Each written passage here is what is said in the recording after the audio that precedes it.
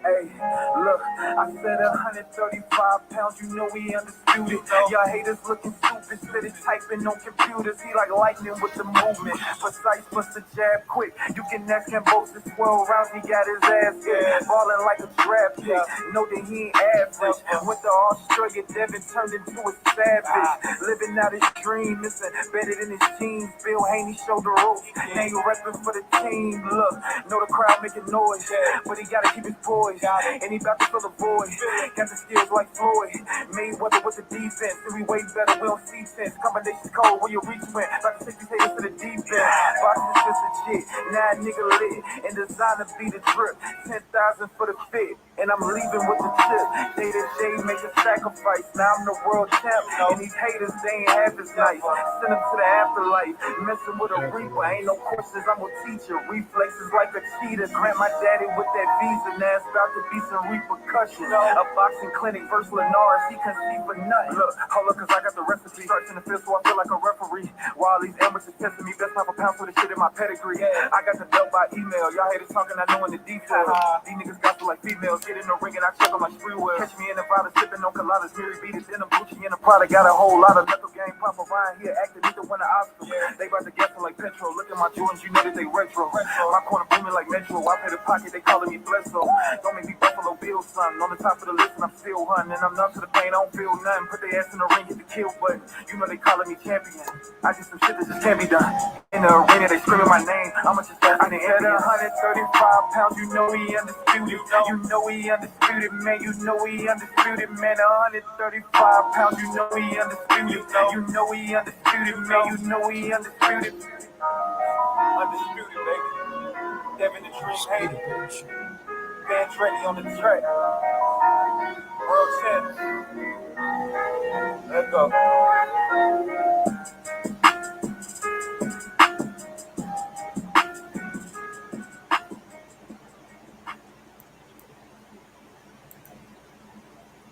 All right. And we are live. Yo, like, what is up? YouTube Boxing family, is I, KRAD7435 here. I'm back with another great show. Shout out to the original Ricky Williams for this amazing idea. Welcome back to Fighter Ratings number 8. We got the one and only Mr. Devin, the Dream / Nightmares Haney. Yeah, let's get right into it, man. For those of you that don't know who Devin the Dream Haney is, he is the 8th 4-belt era first undisputed lightweight champion of the world. Coming out of that, I believe, California, if I'm not mistaken, out of Oakland. And yeah, he's a very, very decorated fighter. Obviously, he grew up most of his career or most of his life out of Las Vegas, Nevada. He was born in San Francisco, California, and he lived most of his life in Las Vegas, Nevada. He is currently 23 years old, 5'8" with a 71-inch arm reach, and he is currently 28-0 with 15 by way of KO. He's boxed over 174 rounds total, and he has been pro since 2015, leading to 2022.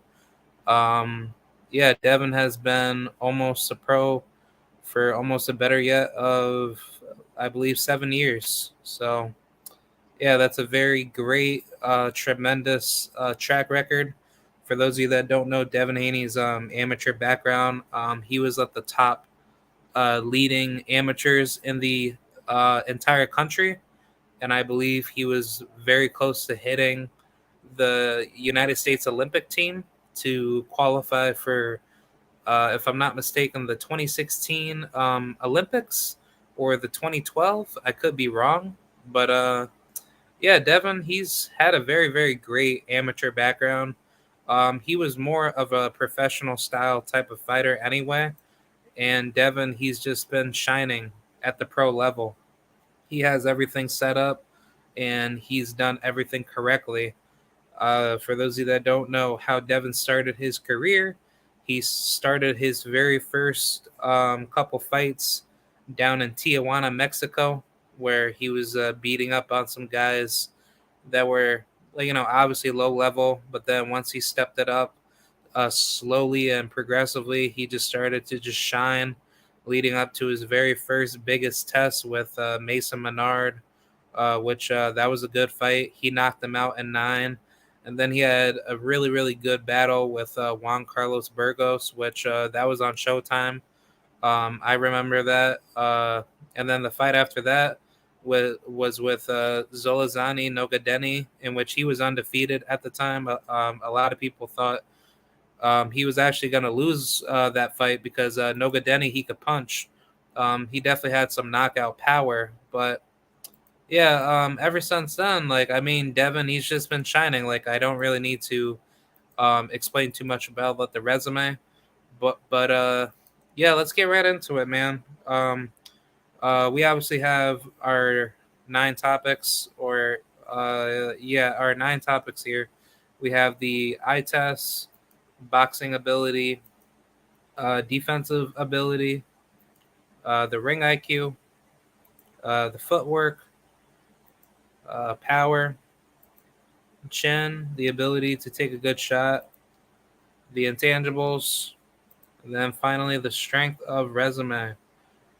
So yeah, let me just get my document ready, and then we will get this show right up on the road. I'm gonna try to make this as quick as I can because I have some other things that I have to get to. But yeah, I appreciate anybody that is currently watching, and for anybody that wants to, hop right into the panel, I will post the link for anybody that wants to hop on. And yeah, come talk boxing with K Rod. I definitely like to have a good conversation, and yeah, the link is the link is pinned inside the chat for anybody that wants to join in. And yeah, let's get right to it, man. All right, so for the very first topic, we have hold on, let me get my document ready. I need to get my whatchamacallit. I need to get my editor if I can. Oh yeah, it's not letting me. All right, well, what I will do is I will just do it the old-fashioned way. All right, so for the first topic, we have the eye tests. The eye tests here.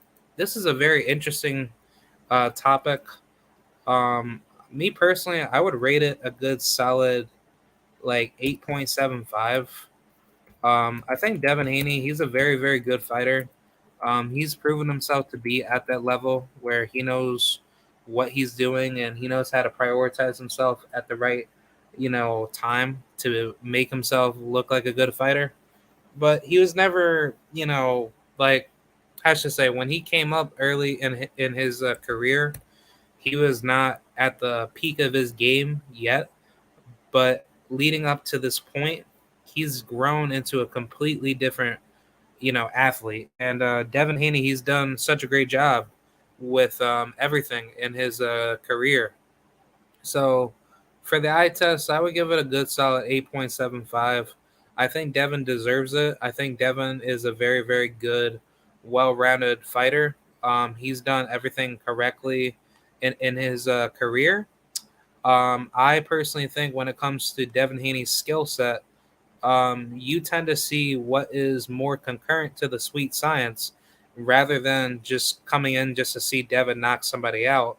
And I personally think with Devin's, high level skill set and ability to adjust and make the fight more exciting with his boxing skills, that's where the eye test is very good at a solid 8.75 if you're looking at it on a progressive level. I still think Devin is still growing at 23 years old, and I don't think he's fully evolved to the true form of Devin Haney. I think honestly, we're really looking at Money Mayweather. You know, like I'm not obviously saying Floyd Mayweather for Devin, but I'm saying he's like a Money Mayweather protege, of him just being more defensively responsible, and he's not going in there to take a lot of damage. He's going in there to just focus on his true actual abilities to become a masterclass boxer. So I would give it a solid 8.75. I think that's a reasonable grade. For the next topic, for the boxing ability, I'm giving this a solid 10 out of 10. Devin Haney is one of the best pure form boxers I have ever seen in pretty much my whole life of watching boxing. I've obviously been, watching boxing ever since I was a little kid, even though that I'm still very young myself at 27. But I think that the biggest issue is that when you look at Devin Haney, he's just that type of dude where he has everything to gain and he has nothing to lose. And I feel like when he's at the top of his level, nobody can't beat him. And I think his boxing ability proves that you can have like basically such a long healthy career when you focus on the sweet science of the sport, and you don't need to focus on trying to get a knockout or trying to take a lot of damage in your career. And I think Devin proves that he is one of the very fewest and one of the rarest ultimate package pure boxing ability level fighters, where he has the greatest skills in the world to show to you how to master a sport like boxing and almost be a damn near complete perfect fighter, because he is the complete package of a pure ultimate multi-adaptive level fighter. So Devin Haney, he's a rare talent, but he's brought himself to be the best pure boxer of this generation. And he could very well, eclipse Floyd Mayweather. He could very well, make some big moves like that.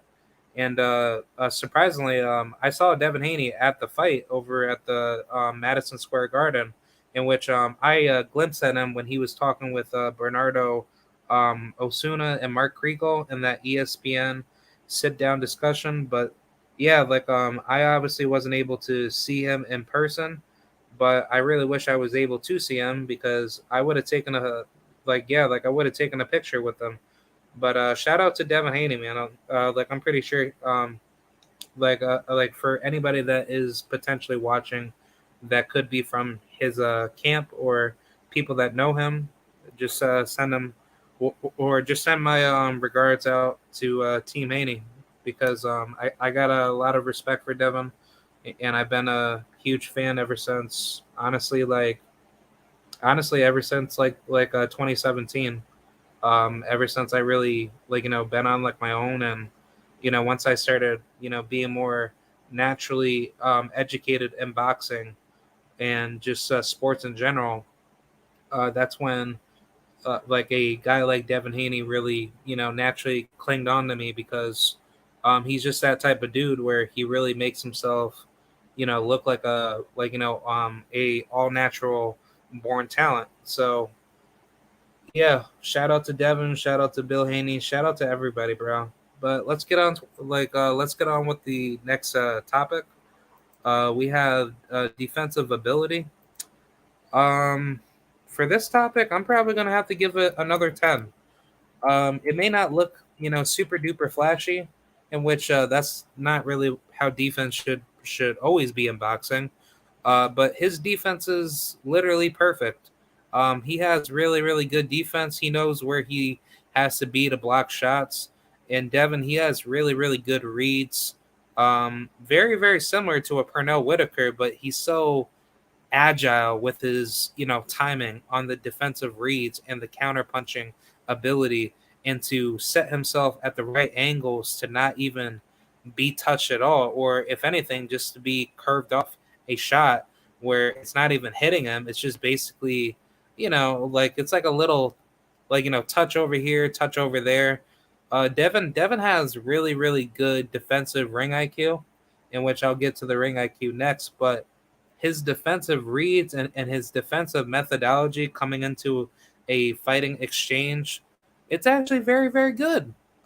Despite him being a little bit buckled with Jorge Linares, but other than that, Devin has done a very very good job controlling the pace, making the fight his fight, and once he has you under his control, it's just game over.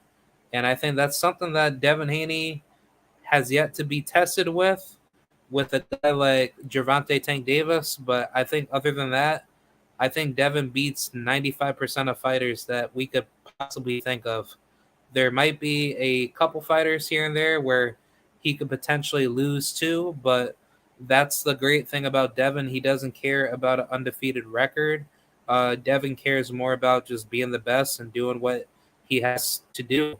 So for defensive ability, I'm giving that a solid 10 out of 10. And now for the ring IQ, I'm going to have to give this another 10 out of 10 because Devin Haney is such a very, very good fighter to the point where his ring IQ is very, very sharp. It's very natural born. It's something that you don't really see out of too many fighters because a lot of fighters have that, that nervous factor coming into a fight and they have something to like really fear of, in which I don't blame them because, like, most fighters don't want to be put in a position where they could potentially get hit too much. But I think with Devin's skill set, his ring IQ is just off the charts. You can't really say he doesn't make proper like adjustments. I think Devin makes the best adjustments in the ring. He has such good reads to tell when an opponent is very frustrated or hurt, or how an opponent is about to load up for a shot. Devin just knows where to put himself at the right spot, and it feels like to me he's naturally gifted to even know what you're gonna do to him.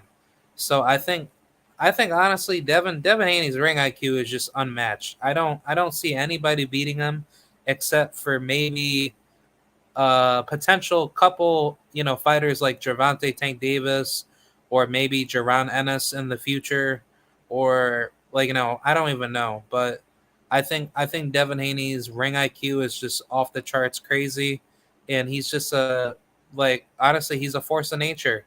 He's a force of nature mixed with a titan, honestly. But yeah, Devin Haney's ring IQ is absolutely amazing. Now for the footwork, I'm gonna have to give this another 10 out of 10. I would even rate this like a 25 because Devin has amazing footwork. It's not flashy. It's not something where like you see out of like a boxing movie where some fighters like to do those crazy shuffle moves like a Muhammad Ali shuffle punch. But other than that, Devin Haney's footwork is amazing. It's definitely on point. Like a Errol Spence mixed with a um, Floyd Mayweather, like like Floyd Mayweather Pernell Whitaker type like footwork, like fighting style. Devin has a very very good understanding of where he needs to be, at the fight, and like obviously people will say Devin doesn't use his footwork at all. He likes to fight inside of the pocket, but I don't really see that from him. I like honestly within Devin's last three fights, which was obviously Jorge Linares and Jojo Diaz, and now George Cambosos. Devin has been using a lot of footwork lately. Believe it or not, but I truly believe Devin only uses his footwork at a high level when he needs to do it. And I think a lot of people really doubt him for actually being that type of person to actually like, utilize all of his footwork, boxing ability. And I think Devin has all the tools to do anything he needs to do, like, to be great. So I would have to really credit Devin's footwork to be like a 10 out of 10. He has, very, very good knowledge on how to put his feet at the right time. I will say, heading into the next topic for power, he knows how to put his punches down to step down, but it's just like the positioning where he's at like the wrong time to like, get hit with something in which, he has great punch resistance, but it's just that in certain angles of how he's getting hit, it makes me feel like Devin, he has good footwork. He knows how to put himself at the right position when he does get tagged, but there's certain weird angles of his feet where he looks very unorthodox and very awkward on how he moves. But either way, Devin, he's a orthodox fighter, and he's very very technical. So I think it's just more to do with how he prioritizes his feet to be at the right position to win at to win certain exchanges in a fight. But yeah, footwork is a 10 out of 10, man. Now let's head over to the next topic, which is power. Power. I'm gonna have to give this a solid 8.5. I think Devin Haney's power is decent. It's not the best type of power, but it's like similar to Floyd Mayweather. He has good, respectable, like Gary Russell type, Pernell Whitaker power. Like very, very similar to Floyd. He definitely has like, the power to be like, oh, okay, I can't I can't walk this guy down.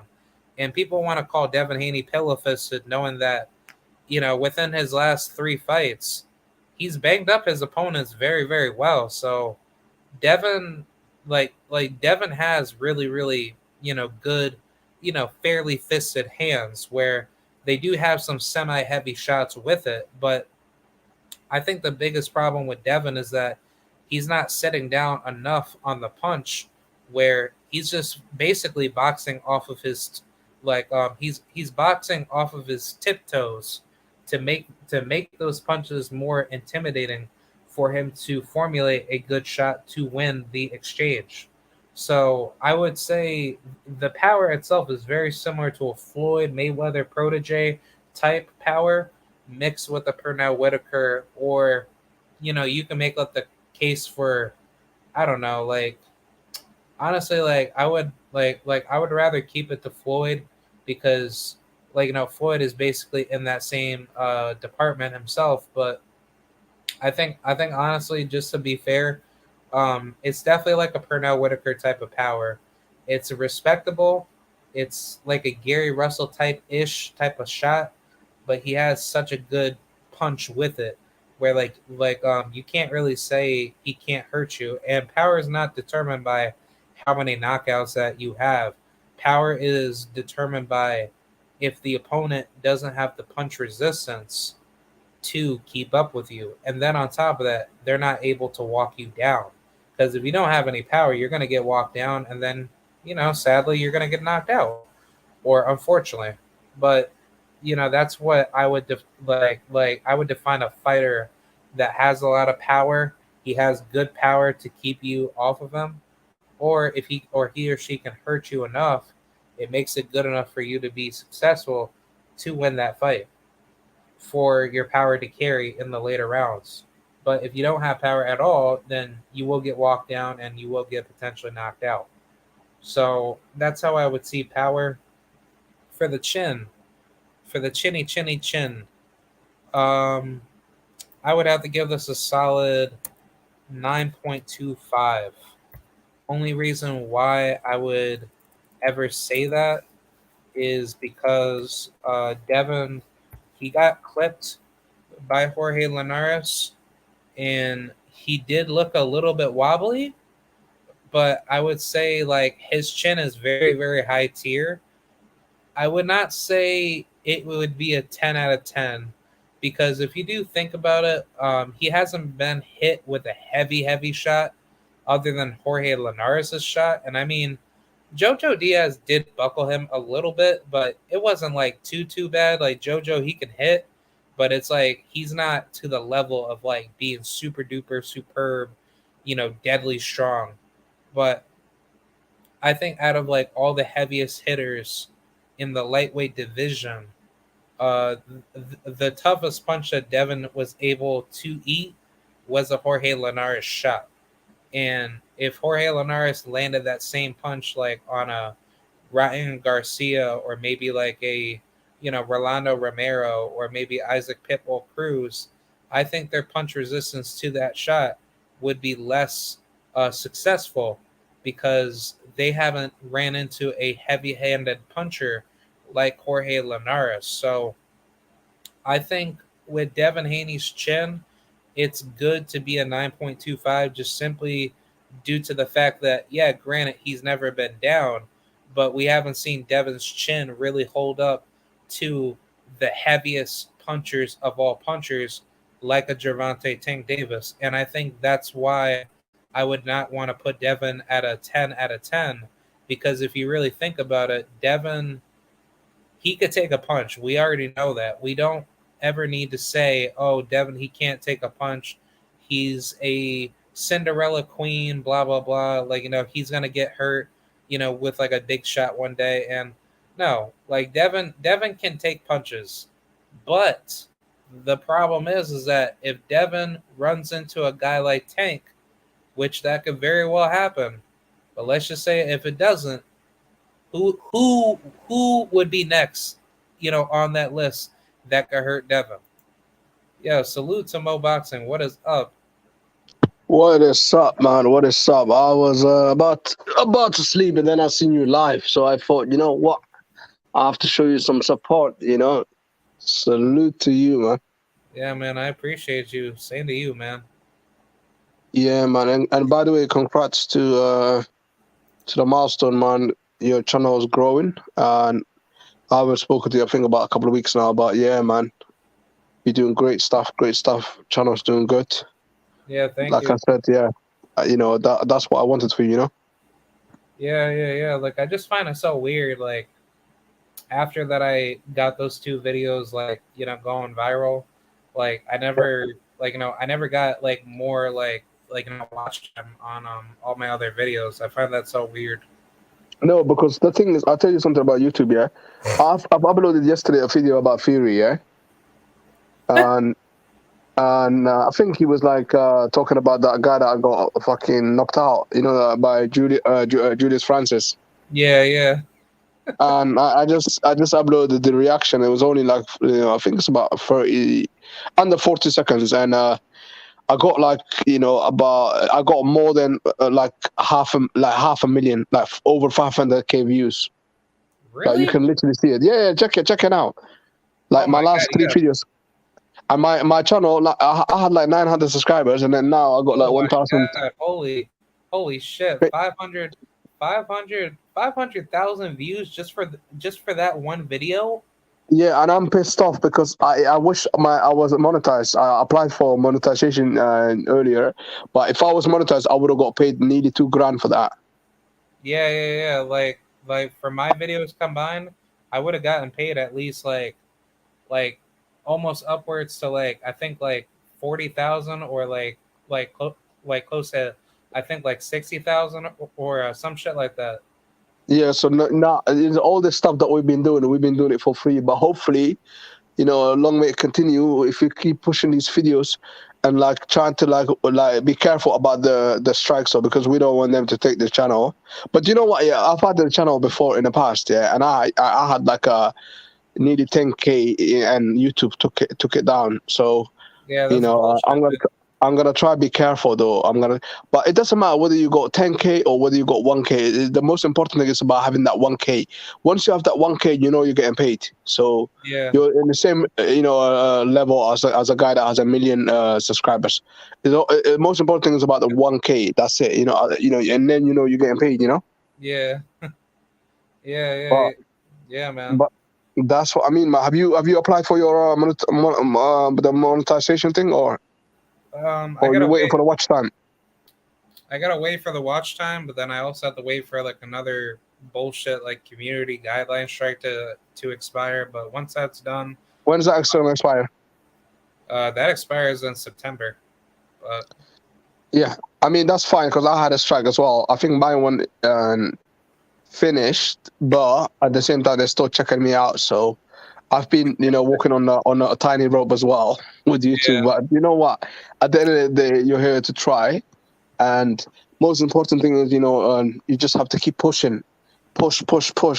Yeah. Without worrying. People will, like, I can go live right now, maybe like 5 people would watch me, or sometimes 30 people might watch me. One time when Canelo lost against Bivol, I had like over 200 people watching me. 200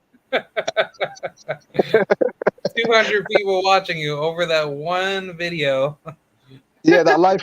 I done that live. When he's lifting Bivol up, and Canelo is like, it's on my thumbnail anyway. I had like, in the end, yeah, like overall views. I think I had like over like 6K like views, like Damn, 6,000.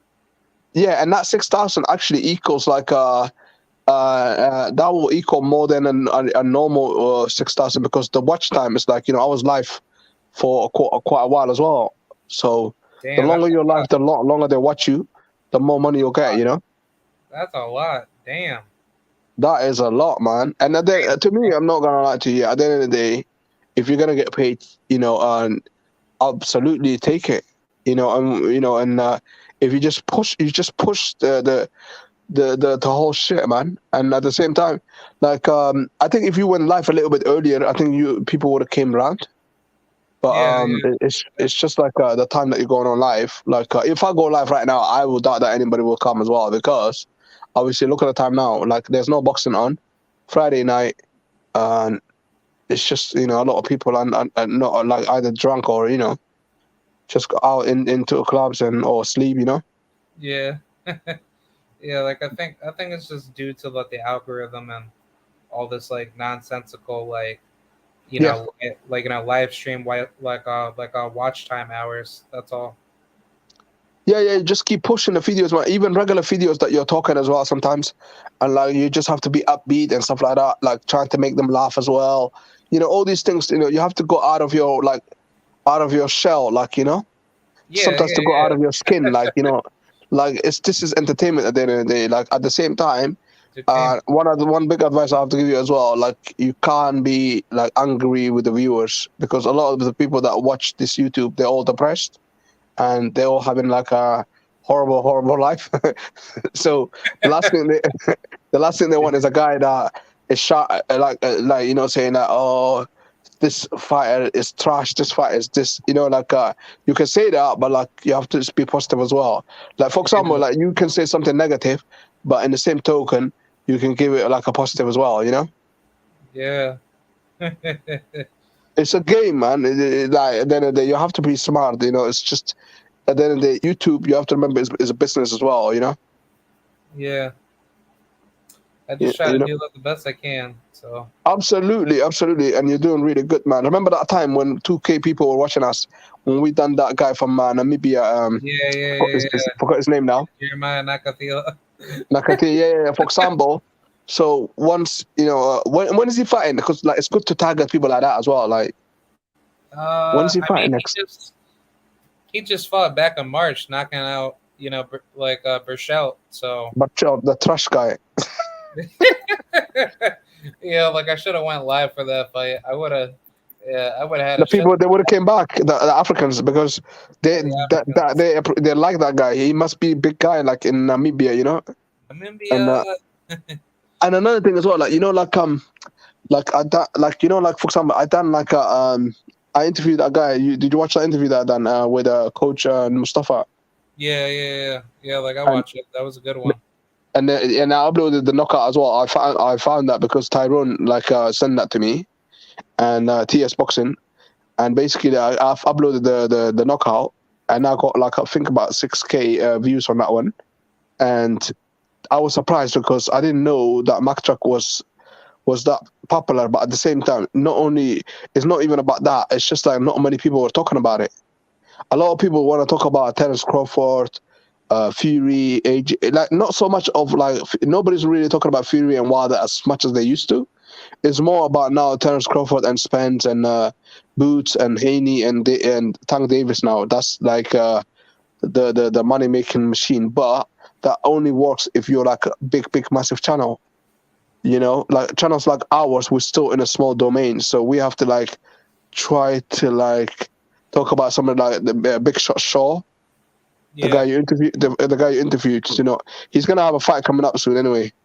Yeah, he fights in July. I know that.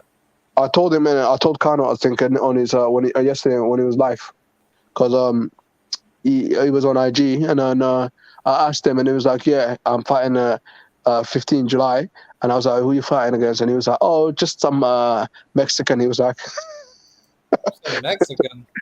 "Some Mexican, yeah." So he's gonna be knocking out. Like, you know what? If you want to get your confidence up, just fight Mexicans in it. Look at that guy, Christopher Lovejoy. You know, Christopher Lovejoy, like, you know, he was telling like everyone in the UK, oh yeah, the UK fighters are trash and stuff like that. I'll beat like what's his name, Dave Allen, and all that. And then he ends up getting knocked out by Manuel Char. Did you know about that? Christopher Lovejoy. I gotta take a look at his box rec. Have you seen that fight, Manuel Char? That was ridiculous. That was ridiculous, Yeah, man. yeah. Yeah, Like, he well, you was know what you should do?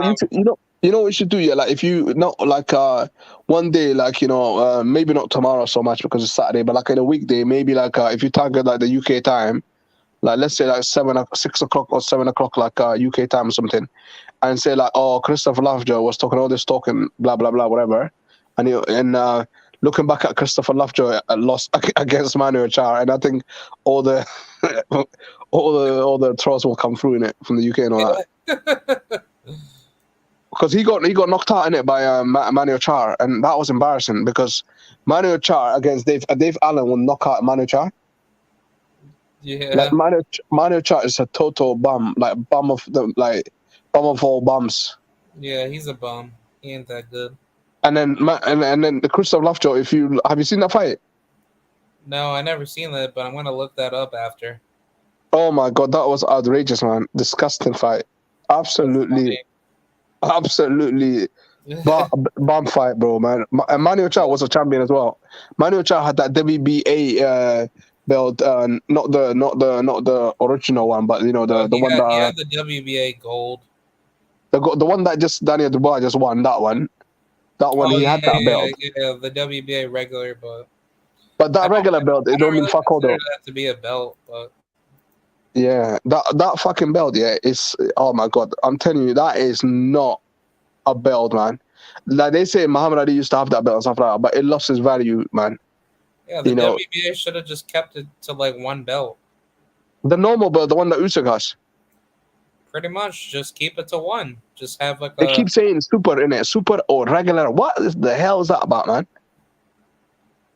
It was made for Lennox Lewis for him to get undisputed, and then, you know, for him to be unified, he doesn't need to fight any mandatories. But the downside to it is that the WBA decided to split up the belts into like all these other meaningless belts that made no sense, like the WBA Gold, WBA Global, and all this other dumb BS. But basically, the WBA has been trying to like act like the WBC by just creating like more, you know, sanctioning fees for them to like try to get more money out of fighters, which is absolutely stupid. But yeah, the only belt that I've got respect for is the IBF, because I believe IBF don't have that many belts, and if they do, they might just have like a European one or stuff like that. But nobody really cares about that shit. But like they don't really confuse them with like regular IBF belt and all that, you know. But then WBA is saying like, in fact, WBA is worse than WBC, because what, you know, WBC doesn't, they say like the franchise and stuff like that, but people know what that is now. But like when you said regular, and then you know, and then you put Muhammad Ali's name on there, then people will get confused, you know. yeah, because that's the GOAT, man. You know, you're saying Muhammad Ali, like, and then you can't really chat shit about that belt, because you know the greatest had it. You know what I mean? So it's a mental thing. Yeah. It's a mental thing, man. But what I was gonna say as well, am I interrupting you, by the way? Sorry, just I know like you was doing the show. Yeah. Like I was just gonna finish up these topics for Devin, but yeah, I was on his chin, like a chin rating to get that in. Oh, Terry. Yeah. Go for it, man. Go for it. Terry Smoot. Yo, what up, Terry? Oh, Terry's on the line, yeah? Yeah, what is Yeah, yeah, my bad. I had my camera on. I was just warming up some food real quick. Everything else like that. My bad. I was just getting off the call. My bad, guys. I was just getting No, off I the just call, came and now then as like, well, man. that's all good. It's good, man. It's good. yeah, shoot, you already know it's been a long day. But then, let me go see. I got to charge my phone. But no, everything's good. Everything's good. I saw the topic. I saw that a few people are live right now. But then I was like, oh, I see Mo Boxing up here, and I see K Rod up here, my dude. So I was like, let me just try to chime in for a few minutes. You know what I Yeah, mean? yeah, Like, yeah, yeah, try yeah. to spread the Yeah, brotherhood. How you guys doing? How you guys No, doing this Friday? Terry, you're a good guy, man. You're always supporting us and stuff like that. Like I literally came on now as well because I was actually listening to like Trey Wall, but he was finished, and I seen K Rod. So I was about to sleep, and I seen K Rod. It's like, oh, I have to support K Rod, man, because you know what, yeah. Like sometimes when it comes to supporting, yeah, I look at like who's getting more. You know, if someone's getting a lot of support, then I'd rather support the person that's getting the less support. So then, like, I like to spread the love and all that. You know what I mean? You're almost at 1,000 views. You're almost at 1,000 subs, and like with K Rod, we got to build him up. We're gonna build him up. But no, like with me, Mo Box and K Rod, you guys already know. I'm already liked and subscribed, and anytime you guys produce Yeah. content, you guys already know. I always at least put my thumbs up. At least try to leave a comment or something because it affects the YouTube algorithms. You know what I mean? yeah, Yeah, yeah. And the most important thing as well, the like and the comment is really important, and also Hmm. the comment is really important because what happens to the comment is like it hits like the algorithm like really really good, like it will trigger it. When people comment, I yeah. don't understand why a lot of people don't really comment. I get a lot of likes, but I don't get the comments. The Well, comments, even if I get tweet, you need the comments with like even if we leave like emojis or anything, that'll still yeah. do something though, right? That will do something. It will trigger Yeah, it, bro. Like, or say something like some crazy, like like for example, the way you say like earlier about that video, you said like about Fury, like stuff like that. It's not hard to make up stuff like that. It's just No, it will. That thing with Fury, I thought he literally looked drunk when he tried to push old girl off because you already saw him knock knee over here drink. I thought he was drinking wine, and then John Fury's over here kicking taxi cabs. I'm like, is he on a run right now? Like, you know what I mean? Is he on a bad run or something? Like, you know what I mean? Yeah, he can't go America in it. That's what I'm hearing in it because he was supposed to go America in it after like the Dillian White win, and he said to Bob Arum like, "Oh, I'm coming in about 2 weeks or 3 weeks time," and he hasn't come to America. And I'm hearing now he's part of those 600 people that are banned to go to America. He's banned to come out here. Yeah, yeah, yeah. Apparently, yeah, there's 600 people. Like, there's a list of people that are associated with Daniel Kinningham. Oh yeah, I totally forgot about that MTK stuff. That is that. yeah, Damn. He's so basically he's impacted from that. Damn it. yeah. He's Yeah, gonna get manhunted. he's gonna get manhunted, man. He's Gonna already get worried, manhunted. and Damn. also, yeah, he's just losing it and all that. But at the same time, like I know, like I don't really put a lot of stock anymore with Fury getting drunk and coked up because when it comes to fighting, for some reason he just the fucker gets it done, man. As much as I hate it, like he fucking he gets it done. So I don't even put too much stock no more, man. Like I remember, Yeah, the third fight with Wilder, I was like, oh, this guy's definitely gonna lose. Look at him, he's drinking like what 10 pints a day and stuff like that of like beer, Yeah, I remember when he said that he's only been drinking like lager. I guess that's what they call it out there where you're at, Mo. He's lager like, yeah. or like yeah yeah yeah lager, Heineken, like Budweiser, like depending on the make, yeah, it's all the same shit. It's beer in it, you But no, know. like, with Fury, he's a ticking time bomb. But I see you guys were speaking about a little bit, or I think the topic is about Devin Haney. I'm just hoping that all this Devin Haney hate has started to calm down, like just because like I didn't realize that when he won undisputed, official undisputed, now he's a part of the list. I didn't know that he was gonna receive so much hate. That was my thing. I didn't realize that. Like, damn. And a lot of the hate is out here. Like, I'm in California, like in America. Like, dude, like, man, I didn't know that our own citizens hate on other citizens, but will promote and love a Lomachenko and a Triple G. Like, my country is a little bit backwards, and yeah, just the whole Devin Haney thing. Like, whenever I see that, I'm just like, please don't have no hate for a young child. He's 23, undisputed champion. Probably never said a bad word towards anybody, towards us, because you know what I mean. Like, his father Bill is just only, his father Bill is just trying to, promote his son, which any great father should do. Promote your son, try to get his name out there, everything else like that. I would never see it as a bad thing. But my only Yeah, question is, where did all this hate come from? What, because he that's don't what I get don't get. knockouts and stuff? Mm. And he, you know what? He's a Muslim as well, Devin Haney, which is like like I'm gonna try and help him because like when it comes to Muslims, yeah, like the Muslims are No, no, different. no, no. You can't say that because we're about to watch a fight tomorrow. Not trying to cut you off, Mr. Mo Boxing, and you're Yeah, my brother. My only yeah, thing is when it comes to this, what fight are we watching tomorrow with Archer Beterbiev? What is he? he's a Muslim. Muslim. And they love, and sort of a lot of people, they ride with him. They're betting on him, but you know what I mean. When it's Devin, everybody bet on Cambosis. You feel me? Like, does it go both ways, or is it the color of the skin? You know what I mean? Like, can I get an explanation? You know what I mean? No, but what it is like these people, yeah, like you have to be really really smart with them. Like you have to like hit them where it hurts. Like for example, like when you start like talking about the religion, sometimes they forget about the religion, and then once you start mentioning the religion, they get fixed up because.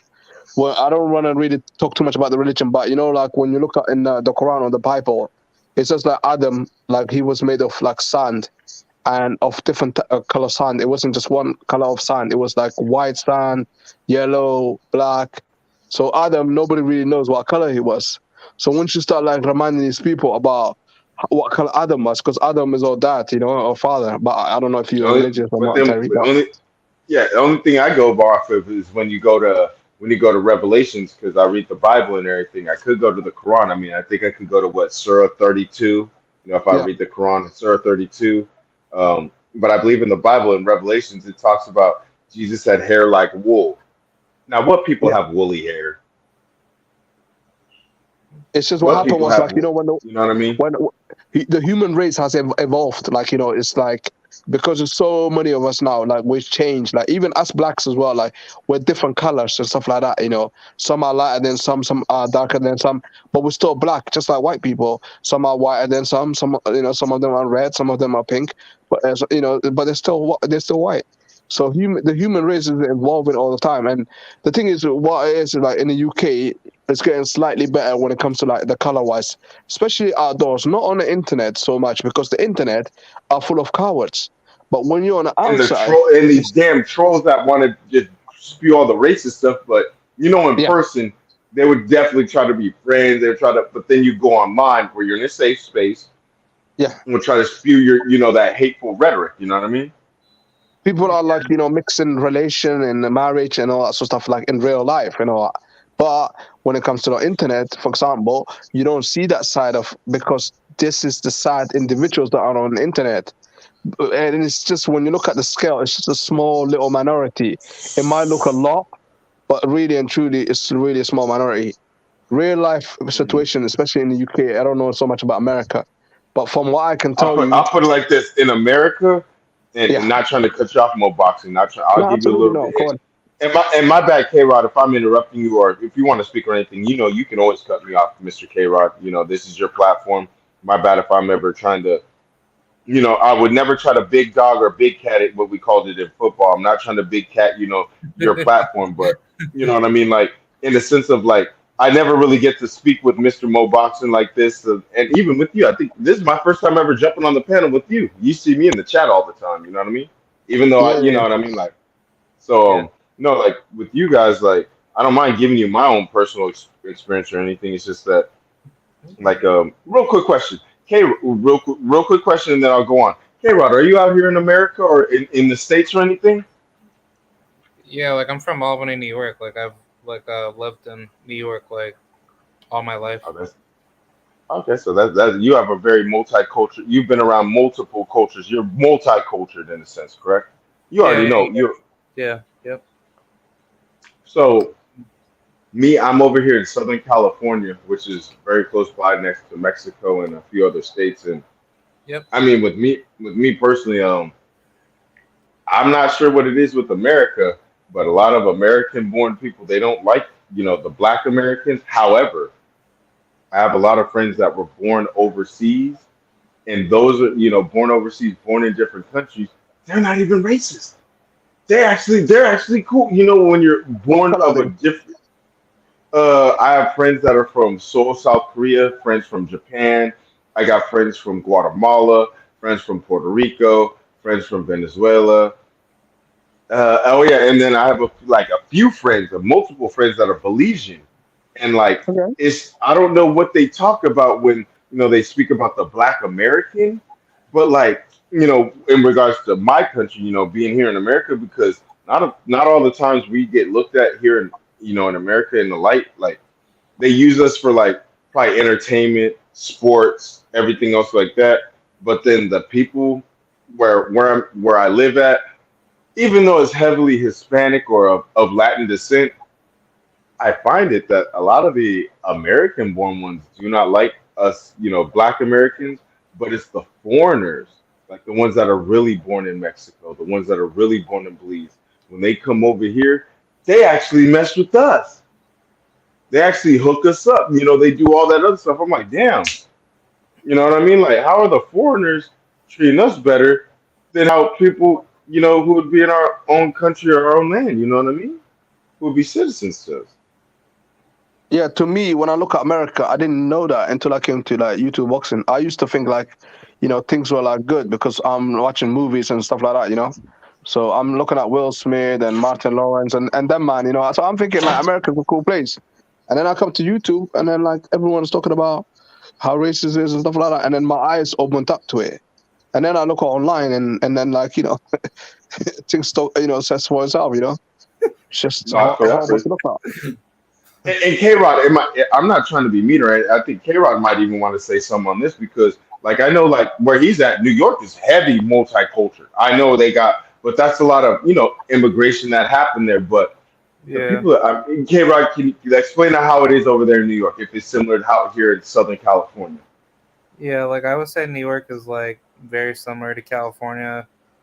Very high tier lefty liberal type of population, but I say that the big difference is that the more like racist, narcissistic people are American born, but the foreigners that actually do respect you coming in, they're like a lot more laid back and very understanding people. And to me, like I haven't had any bad blood with a lot of people that are foreigners. It's just that like in my own experience, I tend to have more issues with American born civilians where people just want to have beef with you over the fact of who you are, what you look like, and what you do. And I think that's just really deep down to me like I think it's just like a fault of bad narcissistic behaviors taught by very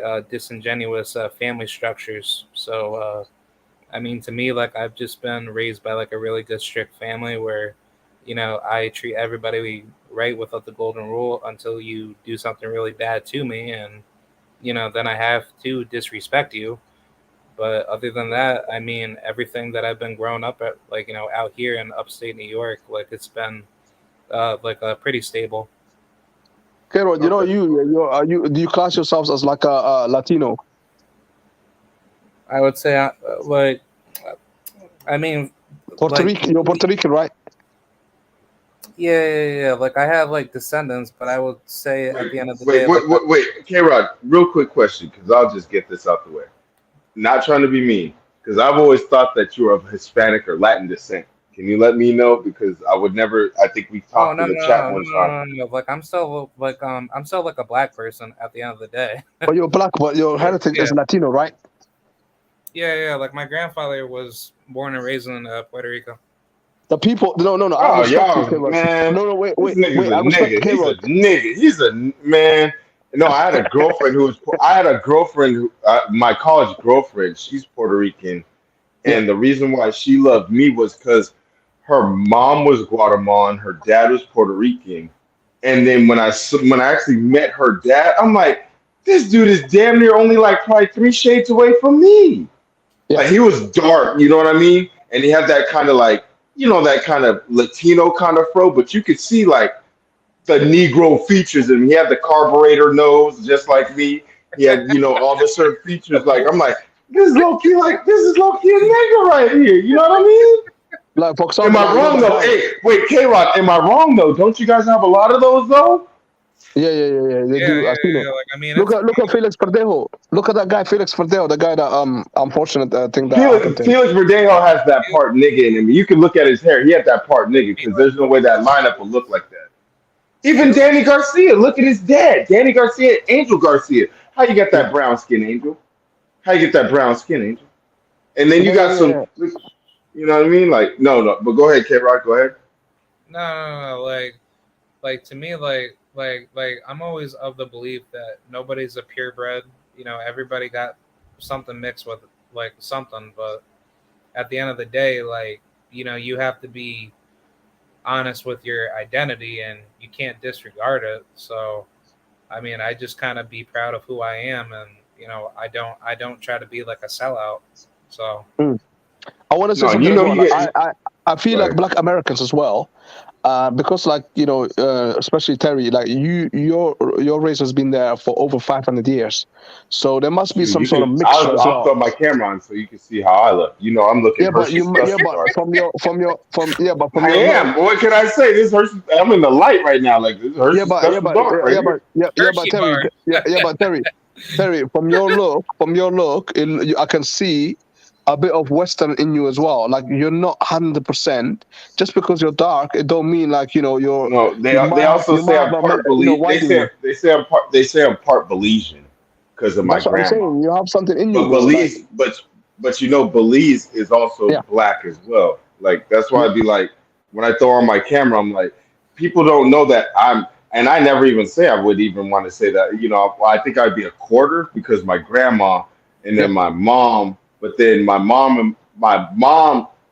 grandma had married a full, I would consider him, descendant of the slaves. She married, my grandma married him, produced my mom. And then if you look at my dad's side, shoot, if I show you a picture of me and my dad, you'd be like, oh, my dad looks like a full, when you see the full blown out afro that he had in college and everything, I'm like, oh my God, my dad is like so then you look at my mom and then they made me. But then when I talked to my grandma, she said, I'm part Belizean. But I'm like, that's what I'm saying, man. You like it, but you like a nigga though. You know what I mean? But you're a nigga though. Man, I'm telling you, Black Americans are not pure Africans no more. It's been over nearly 600 years now, man. Come on, there must be some sort of mixture by now. A lot of people have said that, and then when I took my DNA test, that's when I came back 85% West African. I came back like I think 9 to 10% Belizean, or what they consider like they want to say quote unquote native. And then I don't know why they always try to throw in 4% white. But if I am 4% white of English European, if it's true, can I say I'm a white person? I mean, you're human. I think to me, this. You see what I mean? You see what I mean? No, like you see what I mean? Can I say I'm white? I wanna live in a world where we could all be called a human being instead of like you getting called by your color, like that. Like some people, to me, some English white people, they tell me that, oh, I don't see color. They tell me, but then I don't really believe them because the stuff that happens in the world and all that. But like I want to believe them one day, and I just feel like we're all human beings, man. We're just God's people, man. We human beings, like We try to, but then it's a lot of tribalism, though. You know that, Mo Boxing. It's a lot of tribalism. I know. There's too much tribalism, man. There's even tribalism amongst us people, man. I'm one of those. I've been a little bit tribal as well, like because after my DNA test and everything else like that, like I never pull out the part where I tell people that I'm part Belizean and everything else like that. I would never say that, even though it is what my grandma is. I'm always like, nigga, I'm a full nigga, full, you know what I mean? You know what I mean? In that sense, like, I'm a full nigga. Did you see that? If you look at me, like, you would be like, you have already seen me, like, nigga, I'm a full nigga. But then, you see what I mean? Yeah. Did you see that girl on the internet? I don't know if you've seen it. Somebody posted on IG. She was black and she was saying like, oh, I'm not black. And stuff like that, like, oh, I don't know. She took a DNA test and she came back like 8%, or I think it was like 8 or 9% black. And then she said, I knew I was. Is that the one? That one, yeah. But she looks black though, man. Like she was like, "Oh, I'm not black." She Like has the Negro features. You everything. know what I mean? Yeah. Yeah, she just had the little bit of the lighter skin, but I mean, like I said, you can look at the hair texture, you can look at the nose, and then you look at the lips. If you look at all three, and at that point, like you already seen me, like my lips ain't all that big. I don't have the Jay-Z lips, but you look at my Even skin, you even look at my even hair, like shit. even even Deontay Wilder. You know Deontay Wilder. He hasn't got he's got white man's lips. His lips are like tiny. You know. I got small. You take I got a little bit. I got a little bit of kind of small lips, but then you don't want to let my hair grow out. That's why I said I'm trying to get. I could get waves literally in 24 hours. You know, just brush it out, put the grease brush it out. on, Yeah. put the do rag on, and then, dude, nobody else can get waves like that. And then you guys, come on now, this is me. Come on now, Nick. You guys would Listen. think I'm an African. You guys would think I'm an African. You see what I mean? Like this is. Let's just say Come one on. thing. Let's say one thing now. Yeah. If I made you white now, yeah, and left your features the way it is now, you would look like a white guy. Your features are like not the descent of somebody from like West Africans, because I know a lot of West Africans. I know people from like Ivory Coast, Nigeria, Ghana, Namibia, and all that sort of stuff. So it's But just here's the thing. They said my DNA goes back to Ghana, Nigeria, and Senegal. They did say that. That's yeah. according to what the DNA test said. But then I would they say also more pulled like up. you're leaning towards. I would say I could see a bit of Senegalese in you and a bit of Ghanaian in you. I wouldn't say Nigerian as much. Nigerian is more like somebody Yeah. that looks like F.A. Jackpot. And I don't got all the big lips, but you already see like, see, I'm trying to get them waves. I'm trying to get some kind of my pattern back. I just got to throw the grease on. Hit it with the brush a few times. Stay Put the stay away grease from on. Durak. Throw If the I do. if I was you, stay away from Durak. Durak it makes your But hair loose. Like that's what locks in the waves though. yeah, but don't do that, man. Don't stay away from Durak, man. That'll kill your hair in the Really? long run. Wait, really? Yeah, Really? That? yeah, Oh yeah, man, yeah. I would stay Especially with the durag on. especially the older you get, like I would say, stay away from that shit, man, because that will suffocate your hair and all that, and then you start like getting like bald patches and stuff like that. Right, but I don't really Just keep combing like it. Just comb your hair. Just comb it. Just comb it. That's it. Just keep combing it. it just okay. No, I will. But I don't will. Like don't. I had good waves before, but then I had to cut it down. You know how jobs are when you have to go to interviews. They want you to keep it nice and low and everything Yeah. else like that. You know what I mean? Yeah, comb it And and then you can tell. basically like And then, that's it. Don't wear a look at cup my as well. Don't wear profile a cup. pic. Don't wear what? A cup. Don't wear a cup at all. A hat or a cup, Oh, whatever like you guys call it. a cap. A cap. I don't wear hats. I'm not a hat person. I'm not a hat Yeah, person. don't stay away from that shit, man. That'll kill your hair, man. I've been seeing people whenever they wear hats, they always like their hairline starts to recede, it gets pushed back. And I'm like, no, if anything, I'm more of a beanie kind of person. You know what I mean? I'm Yeah, like a yeah. beanie guy. Hey, how you Mm. doing? But yeah, man, I was, No, I'm gonna sleep now because believe it or not, it's nearly 5 o'clock in the morning, man. I've been like, listen, I lost my time, man, by listening, and to a couple of channels and stuff like that, and like fucking, I seen Kato was like, oh, I can't just like sleep in there. That's rude and all that. We English no, people are polite, man. We no, and Brits that's are polite, man. You know? and here's my funny thing. Like I had a girl on my track team. Her name was Molly. She came straight from England, and Yeah, it's like literally, I would say pasty white, but she was actually quick though. 11.7 for a girl. That's actually pretty quick. She was yeah, 11.7 in the 100 meters, and she was 23. I think 23.4, 23.5 in the 200 meters. And here's the thing, she was cool. And guess what? Every time like a party broke out or anything else like that, she was always dancing on the. And she always said that you know how they are like with certain people, and that's what I said like when certain I can't say all Brits because I and that's the thing like I really have like I understand about Tyson Fury, yeah, but then I'm looking at when I'm looking back, I'm like when you look at his statements, even though he beat up even though he beat Deontay Wilder, it all his motions and everything. If you see like everything he said in the media, I'm like, you literally want to be this nigga's best friend. You said he's been your hardest fight. He said that Klitschko ducked him, all this other stuff. I'm like, I'm listening and I'm looking at boxing scene and a few other outlets. I'm like, how are you giving so much praise to Deontay? You know what I mean? Like, You want to be this nigga best friend, huh? You know what I mean? No. I'll tell you why. Because Tyson Fury is actually quite a clever guy. When you beat somebody, for example, right now, yeah, Terry, let's say you beat me, yeah, in a boxing match, yeah, you're not gonna say bad stuff about me because then, then your win against me It'll, is gonna look so it'll good. right. So But then just like look at Deontay Wilder when when he talks about But then Ortiz, remember when yeah, Tyson Fury beat Deontay, then all of a sudden he's pound for pound. When yeah, because like Deontay that's could how they are. never even.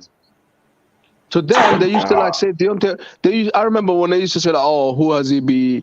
He's just got that one punch. He's got no skills. He's got chicken legs, all that sort of stuff." They used to say. But now that he beat him, he's like, "Oh, he's the greatest guy. Like he's the second best heavyweight." Do you see the way it going? Like, right. it's just he wants to look good. But if you discredit now, he even saying good stuff about Dillian White now as well. To try to keep that win, try to keep that kind of persona, keep that individual, still. I feel you right there, Mo Boxing, and I'm just like when I don't have, and you know us, we don't have a problem with Brits at all. Like we've always been in World Wars together. You know what I mean? World War Yeah, II winners. We're two-time World War it's II just YouTube winners and boxing. everything It's else like just that. YouTube boxing. I get it. It's just the boxing and everything that I see on YouTube Yeah, outside of the other channels. Like I don't really see a lot of British channels or anything else like that. But here in yeah. America, it's really a lot of the Latino channels. Like even as me, I don't even say I'm a Latino nigga. I'm a full nigga. Like it's Yeah. I don't see where this hate comes from if we're all sitting. If we were born here and you've been born here, how you gonna hate on your countrymen? You know what I mean? That is the thing. I think America is just like that's just. It's just not just America. I think it's to do with boxing. It's just fueled by race. It is what it is. Yeah, So It race. sells. Race cells, then I guess. Go ahead. Go ahead, K. Rod. My apologies. yeah. Because I was gonna say, like in other sports, in America, like everybody comes, together for it, like basketball, football, hockey, baseball. Like I don't really see any like racial divide in those sports, but surprisingly, boxing is like the only sport where you actually see bad blood, out of nothing. Hey, real Yeah, quick, K. Rod. How old are you, real quick, K. Rod? I'm 27. Okay, so I'm 31. I'm not sure. So that means you probably would have been around this time if you watch American football, or even if you Mo boxing, if you watch American style football. Do no, you remember Donovan? I watch soccer. I watch, Oh, we can take. No, y'all had a little racist thing with Daniel Sturridge because Daniel Sturridge didn't. He was getting attacked and a few things. I remember that black soccer player. He was getting a few racial attacks. I think Mohamed Salah had gotten a few. You know what I mean? yeah, Like yeah. They do. They get it all the time. Like people like Raheem Sterling, Jamaican born. He's English, but he's born in Jamaica. Daniel Sturridge, Mohamed Salah is actually Egyptian. He's Arab. He don't really get as no, it's he's not as African bad. then. He's African then, right? He's North You African, yeah, from Egypt, yeah. right. And then with you, K. Rod, if you grew up at that time, do you remember two quarterbacks named Donovan McNabb and Michael Vick? Yeah. Did you not know that at the time, like when I was growing up? Because I mean, we're around the same kind of time frame. You know that they had top 10 selling, highest selling jersey sales. Donovan McNabb for the Eagles, and you had Michael Vick before the dog fighting. You know what I mean? Because when he was at Atlanta, he was the first man that signed a $120 million contract. You Yeah. know, and I'm like, and then what happened in Atlanta when you go to when you watch the games and everything, you see everybody with them number sevens. Even when they both played each other in the NFC Championships, because it was Atlanta versus Philly, and it was two brothers having to go at it, and Philly beat Atlanta because Michael Vick didn't have enough weapons. You know what I mean? All he had was a tight end. But you see what I mean? Like you saw white people, black people, everybody. They wearing their jerseys. Like that's Yeah. my only question. Like where did all this racism? You know what I mean? Come from? They pick and choose. Like it's just boxing. When it comes to boxing, it's different type of people. Toxic. I think it's like the lowest out of the lowest support boxing. I think. The worst fans are like boxing fans, man. Yeah, because I was So at the we're- Katie Taylor Amanda Serrano fight, and I was sitting next to a couple of Irish people, and they don't even act so, how should I say, racially divisive over boxing. Like Yeah, I was just having like a sit down conversation with a couple of Irish people on some boxing fights, and they were just straight up nice people. I yeah. told them that I'm rooting for Amanda, Hmm. but they didn't clap back at me with some divisive behavior. Yeah, They were just very laid that's the back. same thing. That's the same thing like with excuse me to cut you up, but that's the same thing like with Drew Titan. He was at the Deontay Wilder fight, and he said he was actually sitting right next to actual real like British people, and they were just only involved with just only wanted to deal with the fight. And then after Tyson Fury did he dropped Deontay for the last time, I believe in the 11th round. The dude extended his hand to say this was a good fight. He was excited like. yeah. That's good camaraderie. You know what I mean? That's Because they're not personable. That's internet good people. camaraderie.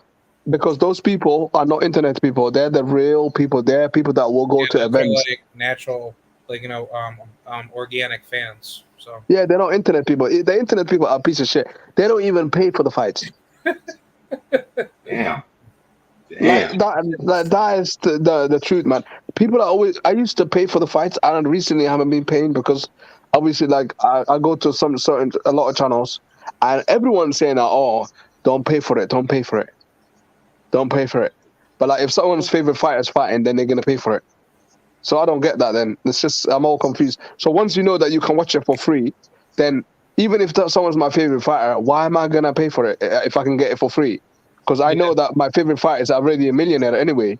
Do you see what I'm saying, Terry and K-Rod? yeah, Yeah, you already know. Like, dude, Deontay's getting 20 million a fight. I believe 15, 20 million a fight.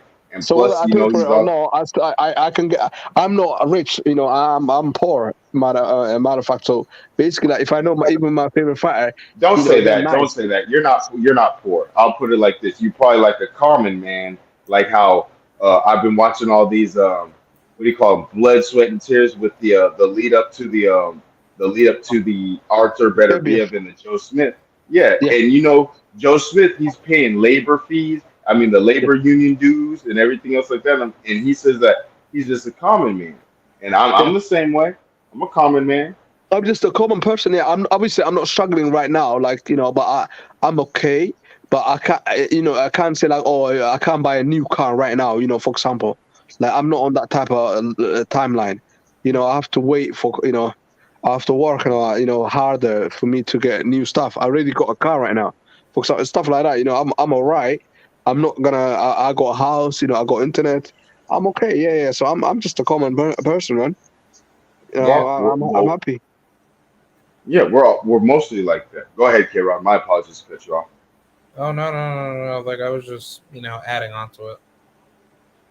Hmm. Yeah, yeah. So like now, like I said, like now that I know how to watch these fights for free, like whoever is fighting now, whether it's Anthony Joshua or whether it's Deontay Wilder, I know they're my favorite fighters. But do they really need my $20, $80, whatever you want to call it? They don't really need it. And plus And I that can watch money, it for free even now. true, true. And shoot, I would utilize the streams. It's just that and then all of a sudden we heard how was it the Tyson Fury Deontay fight? They had over 20 million illegal streams. I'm like, oh wow, that means that you know what I mean? Like even though they sell blockbuster numbers, minimum 700,000 for when Deontay Wilder and Tyson Fury fought, but then the first fight, I think that one did 1.2. Yeah, but the So I first the mean, first one was that wasn't a pay-per-view, wasn't it? The first no, one. I think the second one was. I think that's the The one second where they one was, went. yeah, but the first one was, I remember that was free for like no, we had to pay for that in the UK, but I think for you guys it was free. That was in Hmm. like in the Barclays Center as well, wasn't it? Or the I'm Staples not Center? sure. I think it might have been. I think either the Staples Staples Center. or I was thinking in Vegas. Yeah, I it was was at thinking the that or Staples. Vegas. It was at Staples Center, Kyra. Yeah, Staples Center out in California. Shit. The only one I Yeah, went to was the only fight I went to And me and my cousins went to that one. That was the Sean Porter Errol Spence. We went to that because that's at the Microsoft Theater. That's in Los Angeles, right here in Los Angeles as well. Oh, Terry. Yeah, I actually, now love that we're that talking fight. about Deontay Wilder, like Deontay Wilder, remember when I done that live and I was talking about should he come back, should he not come back, and then now that we know that he's gonna come back, like, do you think he should come back or not? To me personally, I mean Deontay Wilder, like his legacy is sort of set in stone. 42 2-1 with 40 KOs, like Olympic bronze medalist. He's first round ballot. You know what I mean? He's first How's round his health ballot wise? to me. What about like obviously we know that he suffered like the dent in the second fight, and obviously like every time he gets hit on that, even the last blow, like in the third fight, I think Fury hit him in that same He hit him in the same spot, and that's same what spot. dropped That then Deontay. and the moment he hit him, and it didn't even look like he hit him that hard. And Deontay was practically not proper out, but he was still kind of out. So I'm thinking now, like, is his health? He's got his health intact. He's got money. Why put himself into this shit? Look, someone like AJ, I know he can knock him out in one round, but what if he doesn't? And AJ hits him in that position? Like, can you imagine? Like, we don't want to. Like, the guy got That's what family. I that's what I always think about a lot. Like, when I look at Deontay Wilder's career, like he's touched over $100 million. He's touched it. All the He's all admitted of them. it. Like, yeah, and Tyson Fury, he signed that 5-fight $100 million deal with ESPN. Top rank. And then Deontay, you've been getting 15, 20 million a fight. So Yeah. it's like, he's not hurting for money.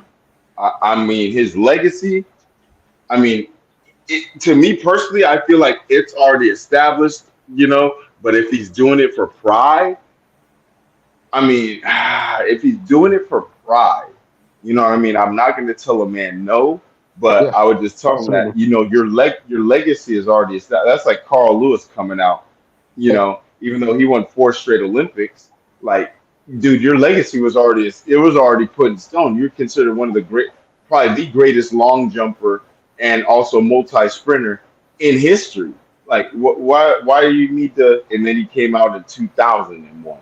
You know what You I know what mean? I think? Terry, just to, I don't really want to interrupt you, but I have a feeling Deontay wants to retire. But I think that Snake, Shelly Finkel, and JD's. I think like I'm not. I'm gonna tell you the truth. I don't trust these two toots. And basically, in the statue Mm, unveiling, yeah, they were there. Like especially Shelly Finkel. Like I don't think they're even friends. This is the same guy that stopped the Klitschko fight. I know Wilder right. wanted to fight Klitschko, and he stopped him from it. And he was putting to the Because news like, "Oh, he's just a baby," and all that sort of stuff, like trying to belittle Deontay Wilder's career at the time. I remember that. after beating Bermane Stiverne, who Bermane Stiverne was actually calling out Klitschko. Remember that Yeah, yeah, too. yeah. So Shelly Finkel was basically more on like Klitschko's side. Like he favored Klitschko over Deontay, and he even could have set up that fight. But guess what? Instead, he set up the AJ fight. And now, Shelly Finkel is not even done with Deontay. So from last time, about a few You, months ago, Tay Jones was like, I'll "Oh put it yeah, like I'll put it like this, Mo Boxing. Do you think they're trying to milk the cow for everything he's got? everything is got." They're trying to do that. This is the problem with boxing. They always do this to like. It's not just black fighters. They do that to any fighter. If they know they can squeeze money out of you, they'll do it. Even Fury, he's trying to say, "I want to retire." Guess what? Frank Warren's not going to let that happen. You don't think? That's why he's been given these absorbent amount of, he said, I believe I saw a few reports saying that Tyson Fury wouldn't mind fighting for undisputed, but he needs like big bang. He was trying to throw numbers like 200 million, 500 million. I'm like, what? Like He's not even you're worth talking that. about yeah, I'm like, you're talking about numbers that not even Muhammad Ali would never touch, Mike Tyson would never touch, Lennox Lewis would never touch. Floyd Mayweather. Like Floyd Mayweather got $100 million check. Like you want double Yeah, but this is Floyd? Like 500 million. He wants 500 million. That's insane. nobody's gonna pay $500 million to watch Tyson Fury fight. And then who is he fighting? Somebody like Because probably like probably a Joe Joyce or something. Actually, no, I take it back. He wouldn't fight Joe Joyce. In fact, he's scared of Joe Joyce. I think, so, and we're talking about somebody like maybe Cesaro, because he was saying like, oh, before I retire, I want to fight Cesaro. But Del going back to the Boy, point, you want to fight? You want to fight Del Boy? Del Boy, yeah. But the point I'm trying to make is that I'm saying basically, yeah, like going back to Deontay, I think Shelly Finkel, the guy, man, like there's something about him. Like I remember an interview back in the day that Deontay was talking to the press, and he was about to answer. I forgot what he was about to say, but Shelly Finkel shushed him, and he said, "I'm gonna answer this," and I didn't like that behavior. Because he's the manager. He's the manager. But then now Deontay has. If you listen to like the last few fights with Deontay, now they've been saying like, if you listen to how before they go into what's this Jimmy Lennon Jr. who always gives that like the introduction. Like now you start hearing everything talk about Bomb Squad promotions and everything. So Deontay, you already have a promotional company. You do have a few fighters signed underneath your banner. I mean, to me personally, your history, your legacy set in stone. Last major heavyweight outside of we just had, I believe his name Ruben Torres, who just won a silver medal in the Olympics. But besides that, we were dry on heavyweights. You are our last heavyweight champion, and you held the belt for 5 years, 10 defenses. Like not many people, especially in the heavyweight division, have even done anything considerably like that. You beat the champion who had the belt, and then you held it. Like that legacy. Like it doesn't matter who you fought. To me, like they can say whatever they want, yeah. But to me, the history, like he cemented that history. He's got that 10 title defenses, whether they're bums or not. He is cemented that. That's what the most important thing is in the history books. So in about 200-300 years from now, nobody's gonna care about Bermain Stavern and Spilka and and so on. They're gonna see that Deontay Wilder got 10 title defense, and that's what matters. That's the receipt there. So the people right now, they can argue and say, "Oh no, there were bombs. Spilka was knocked out by Derek Cesaro in like 2 rounds," all that sort of stuff. But nobody's even gonna listen to that in about 200 years time, because nobody's gonna care. They're gonna say Deontay Wilder was a hero. He had 10 title defense. They're gonna say, and that's what matters. I'm 100%. That's what I said. I feel like, to me personally, Deontay is going to be a first round ballot, if not second round ballot, because just off of everything, he's beaten 2 former world champions. Like I say, earlier in his career, people don't remember that Sergey Lohoyevich was a champion. Then you beat Bermain Stavern. Is that the guy that had a seizure? No, that was Arthur Spilka. I think Spilka was the other dude. No. I know Arthur Spilka was out for a while, but there's other dude that had a seizure as well. Sergey Lohoyevich? I think so, yeah. He was an Eastern European guy. Yeah, and he was a former heavyweight champion. He was a former WBA heavyweight champion. Former. Was that the regular title, though? Now, here's my thing. If you say that, what do you call Trevor Bryan? That's what I was going to say. That's me, and before you came on, me and Kero was talking about that. We're talking about that belt because Muhammad Ali, once upon a time, he held that belt as well. So I was saying that we can't really talk a lot of shit about it, even though Mario Cha had that, like, which is quite a joke. And then Trevor Bryan, and then now, like, Dubois himself is not really credible either, because he quit against Joe Joyce. So the belt's been diluted, really. It's just. I'll put it like this: I don't think Dubois quit. I think whatever Joe Joyce with that long ass jab, and when he broke his eye, he had an orbital fracture for Dubois. At some point, it's just like, dude, how much more punishment or how much more pain can you take? And then he sat on that knee and he got counted out. Like, at some point, we got to be honest. Like, we're all humans. How much punishment can you really honestly? I know this is a brutal sport and everything, but really, how much punishment can you really take? And that's a heavy jab that's coming too. You know what I mean? Joe Joyce is a big man. What is he? 6'7", 6'8"? That's a big and an Olympic silver medalist, I believe. That's a heavy jab. I think it's like AJ's size in it, but I don't know. I think they're lying about AJ's height, because AJ is quite a big dude, man. Like, he was next to Dean White. Dean White, apparently he's supposed to be 6'7", and AJ is taller than him. So I don't know, man. These dudes are giants, man. I mean, yeah, they're bigger than what they were in the past, but I mean that's like the same thing. Like I watched the NBA, which is the National Basketball Association. At times, people do lie on their height. You know what I mean? Like Yeah. I really wonder, is Kevin Durant really 6'11", 7 foot? When then I think he's really 6'9", 6'10". You know, You slender, know the six Rock. nine, 6'10". You know the Rock, the wrestler, the Rock. You know, like when I used to watch wrestling, they used to say he was 6'5". Yeah, Dwayne He was Johnson. next. That's He Dwayne was next. Johnson. Yeah, Dwayne Johnson. He was next to AJ, and then he looked like a midget. The Dwayne Johnson. So I reckon He's actually short. I think Dwayne Johnson is really short. If he says he's 6'1" or 6, I would be like, dude, I'm 73 inches. I'm yeah, 6'1". So it's like I'm a natural 6'1" because that's what the college is. yeah, When I went to college and I ran track, you know how they got to get your height, your body weight, your body fat. They got to get everything. So yeah. when I actually had to go step on the scale, take your shoes off, and all you're wearing is socks, and then they can go by your hair. They do not include the hair. They go based off of your hairline, and then the reach of your head. I was 73 inches. I'm like, I'm 6'1". Oh wow, that's why I said like, oh man, I feel like I'm about to start beating niggas up. You know what I mean? Like not like that, but you know what I mean? Like, You could oh have been a god, boxer. You nah. could have been you I could have mean, been like a light heavyweight, like a Batavia. Yeah. nah. I would have started off at 54s.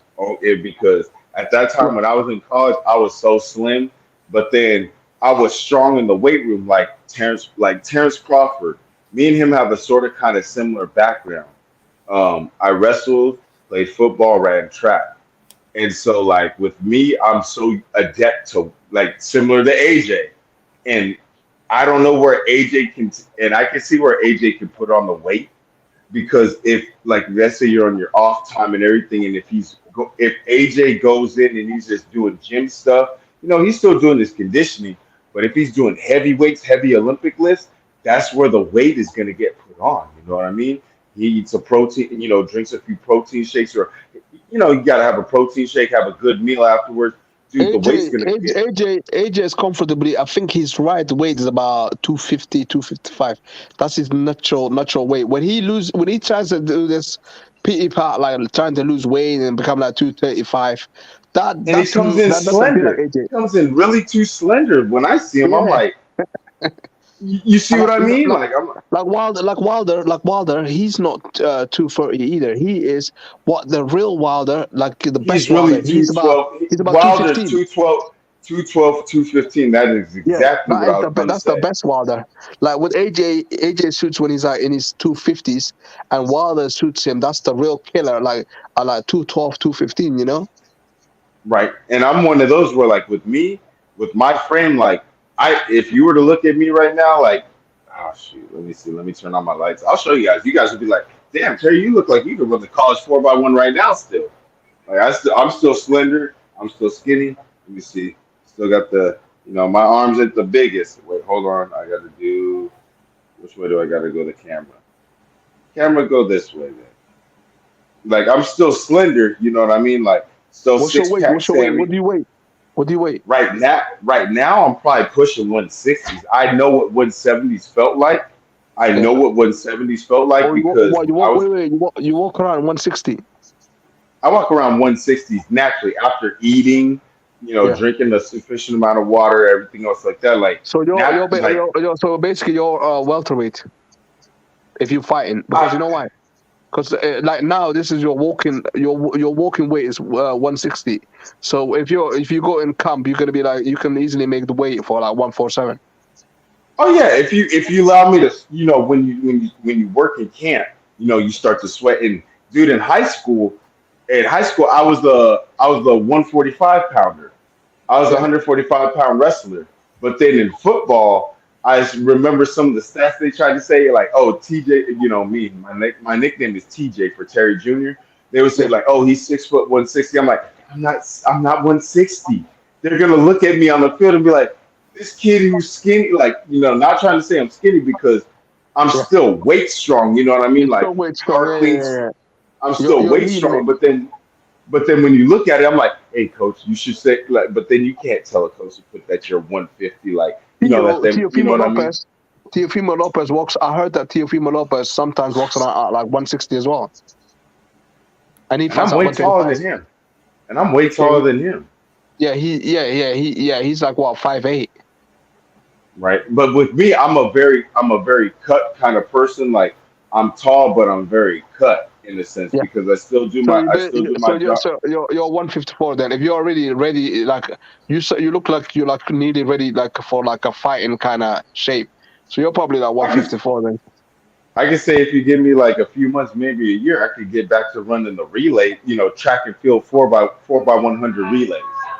I'm still in that kind of like I still have that frame because I don't put on fat.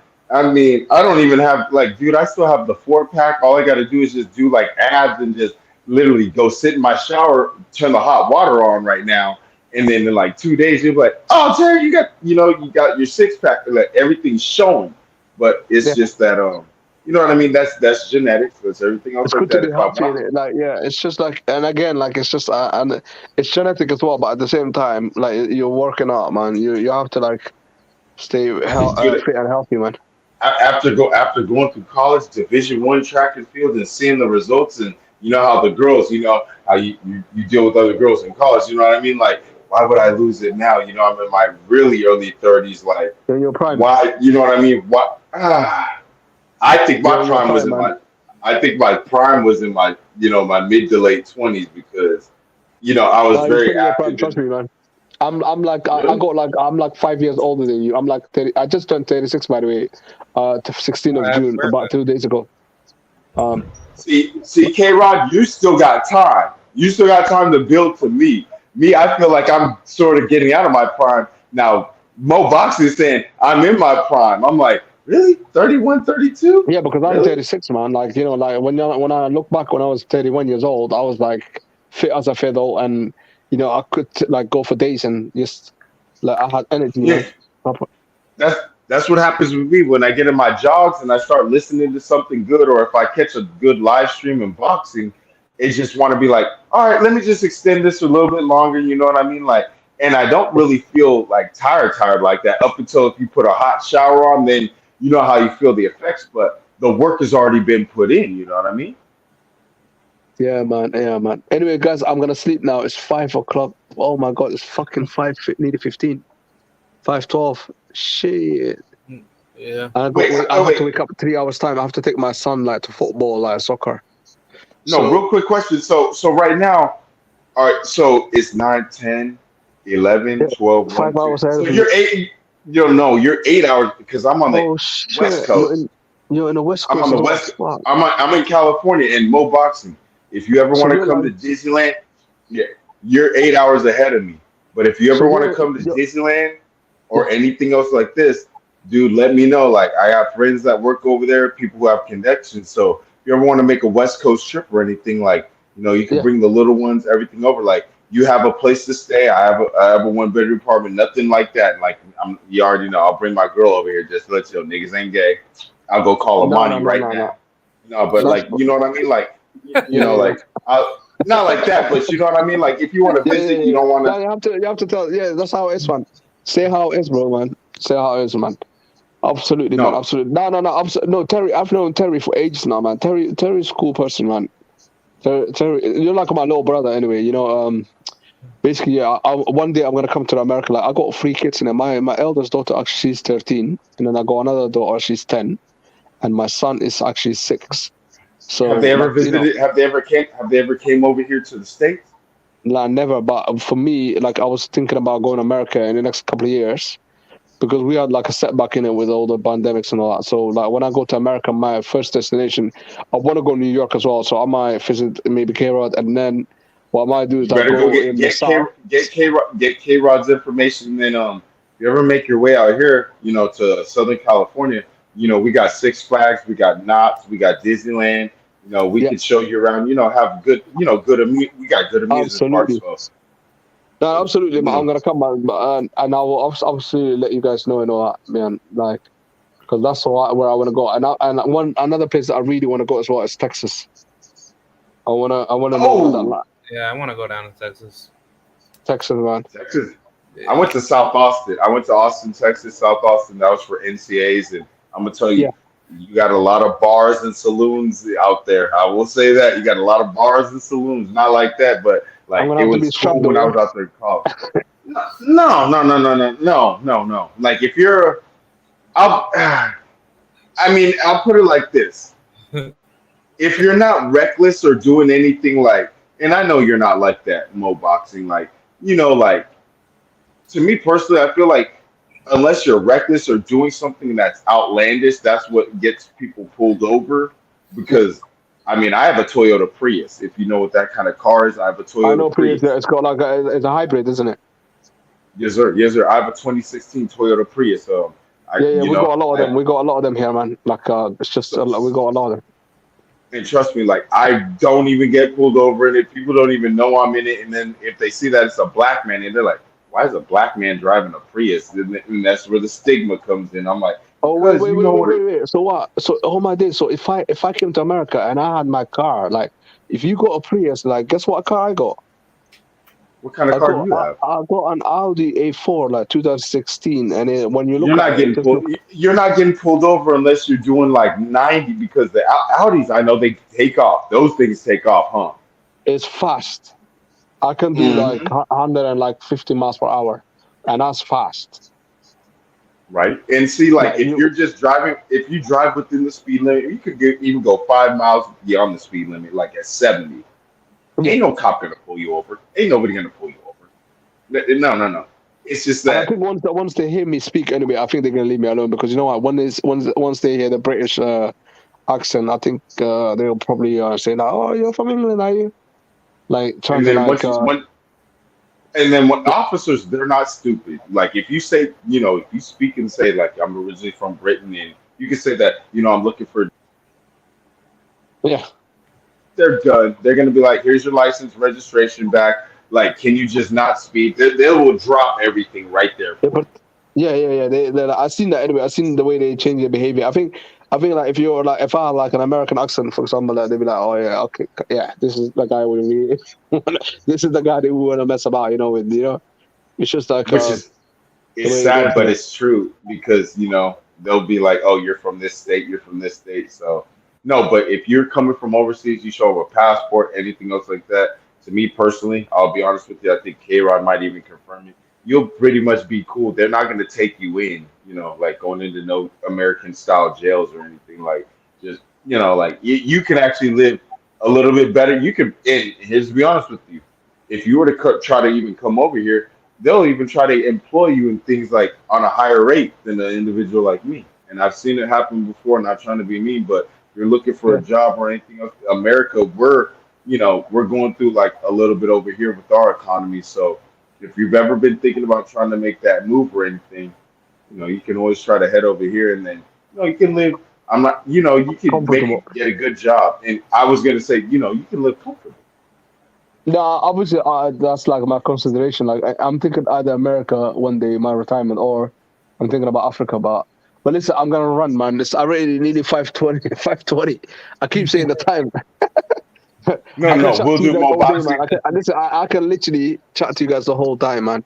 And No, no, no. Go Kira, take, I go do want take to your. apologize to you as well for like messing up the show because I know you was talking about Devin Haney, and I do apologize for that, man. Yeah, like I gotta But get. I'll watch it tomorrow though when I wake up, like the fight and the ratings as well, And man. my bad as well, K Rod. Like when you get brothers up here, like I never really get to talk to Mo Boxing. It's always a pleasure to talk to both of you guys. And You know what I'm gonna do? I'm when gonna you do a have the live one day. I'm gonna just put an open topic and then just come just come on the panel, or whenever you see me, like just say like throw the link, and like we just chop it up in it.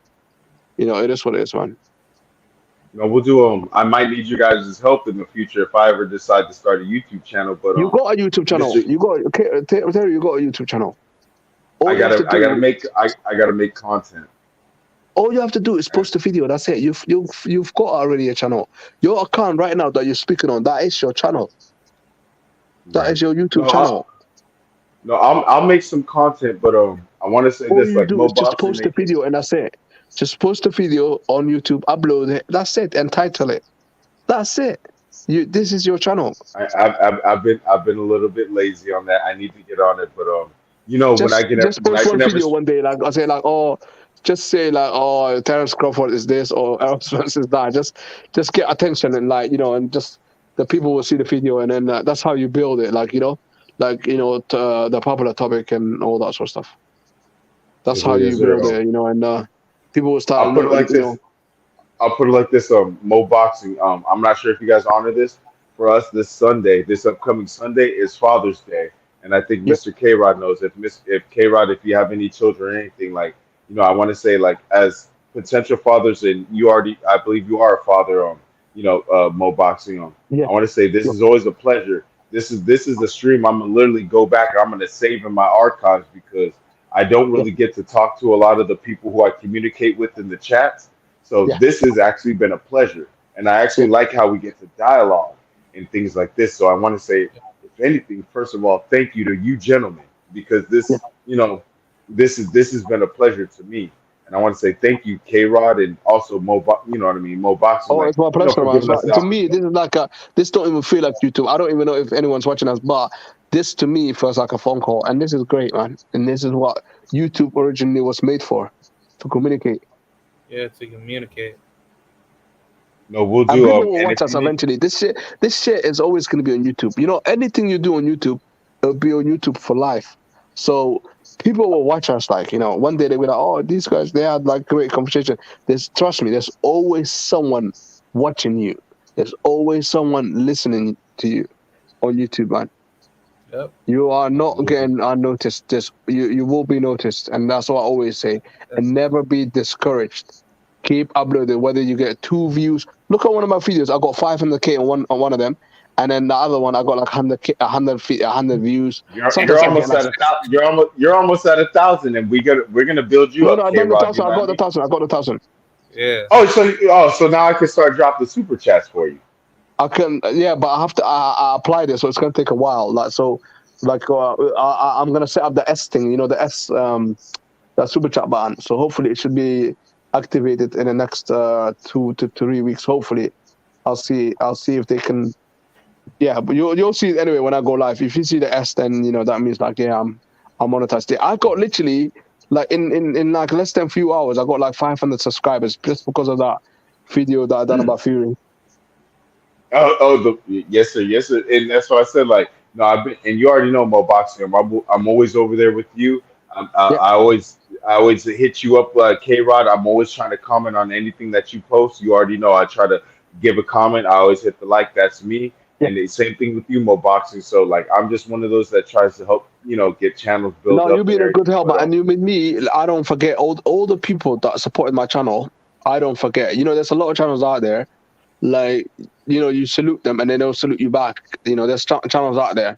With me, and like once it is alright, you can forget about. I go to them a lot, and then they only salute you when you drop a super chat. But with me, you don't even have to drop a super chat unless you want to. So I always salute I people. feel I will never forget the people like on YouTube, like you know, in the chats and stuff like that. You know, and that's just my people, man. Yeah. no, and we You know, all all you and guys. like I said, we all brothers. You're a brother too, K Rod. So put it like this: you come to California too. If you want to come over here to Disneyland, anything else like that, I got you, K Rod, and Yep. also with you, Mo Boxing. So as Thank you much very as much, man. you gotta go. I know you have to I leave right now, and I'm gonna yeah, leave. I know you have to leave. I'm gonna leave too. yeah. I know Mr. K Rod probably has something to do because it's probably like it's 12:23 on his time. But I'm Yeah. sorry, Kero, as no, well for this is we can call this is brotherly love, brotherly love. absolutely, So I absolutely, want absolutely. everybody have a great weekend, and hey, let's just call our fathers on Sunday. You know what I mean? If our Thank you very if much, our guys, parents man. are still here. Thank you very Oh much, man. yeah. Also happy abolition day. Like Juneteenth too. Oh, when's that? What day is it? That's Juneteenth Sunday. is on Sunday. That's Juneteenth falls on Father's Day. So if you're a Oh, that's black Father's Day, yeah, on father, Sunday. Oh my yeah, God, yeah. if you're a Fuck. black father, that means it's gonna hit double time. Oh my God, yeah. We don't really do that in Britain, but I've been celebrating with you guys in America for the last 2 years. So yeah, yeah, it's the 19th, isn't it? So absolutely, man. Hmm. So hopefully, happy Juneteenth to both of you as well, and Father's Day, and if you're not a father's yet, And come like back up here, fathers Mo to be. Boxing, and do more streams like this, K Rod, because we'll jump on here for you. We're gonna build Yeah, your we'll jump channel. on. Like, I think this is more interesting as well. Like, just to have an open topic. I think, that is sometimes because you know what? I think the viewers, they want to get to know us. Instead of just talking boxing. Like, Yeah. sometimes there's a lot of people, they're just interested in like in talking. Like it's just what it is. Sometimes people are not even interested in boxing anymore. Hence why there's not always a lot of people anymore watching unless there's fights going on or. Right. Right. Well, it's a little bit of a dead weekend. I mean, we got Joe. Well, I won't say a dead weekend. We have a few great fights lined up, but no, Yeah, no, I'm gonna be quiet. But no, let's all have a great weekend, and great let's weekend. all Yeah. call our fathers on Hmm. Sunday. And I hope Yeah. everybody, UK Rod and UMO Boxing, please be safe. Thank you, man. Please, please, Yeah. just what I mean. Just have a good weekend, and I hope to speak to you guys in the future. And it's always a pleasure to follow you guys. You guys make great content. Thank you. Produce more, and I'll try to help do my best on my end to try to promote it with the likes, with the With the comments and likes, the everything, so it comments, yeah. gets Don't around. forget the comment, the like it, and then if you can share it. But if not, your comment alone is more than good enough. But thank you guys. I'm gonna sleep now. And K-Rod, No, go to sleep. once again I do apologize, and I will listen to the playback like in the morning when I wake up. Yeah, it's all good. Like, I'm gonna finish this up and then I'm gonna get All right, brother. going to bed. So All right, brother. Look after yourself. Yep. Brothers, look after yourself. Yes, sir. Yes, sir. yep. No, my bad, K Rod. Like, to me personally, like, and I'm sorry that if the conversation got steered in a different kind of sense, but Yeah. this was actually enjoyable. You know what I mean? Like, and I understand like we were trying to focus on Devin Haney, what the topic was, but like I actually enjoy these kind of conversations where I can actually speak to the YouTube content creators that I follow, that I try to hit the like button for. So I won't try to keep you any longer. Like, you've been doing a great job. I see all your basketball stuff as well as the boxing content that you do produce. So you already know you have a person here that's gonna like, subscribe.